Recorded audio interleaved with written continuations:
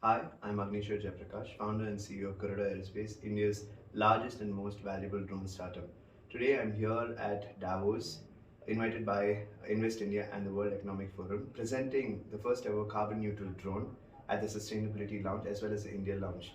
It's an immense honor and a great privilege to be amongst some of the top industry leaders in the world, discussing about ESG, carbon neutrality, and how we owe a responsibility to the greater good of the world to leave to leave planet Earth in a much better situation than it was when we first entered.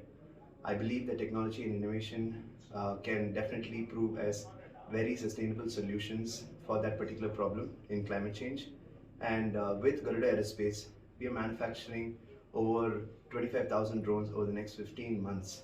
And these drones are going to revolutionize agriculture as well as create immense job opportunities for youngsters all across India.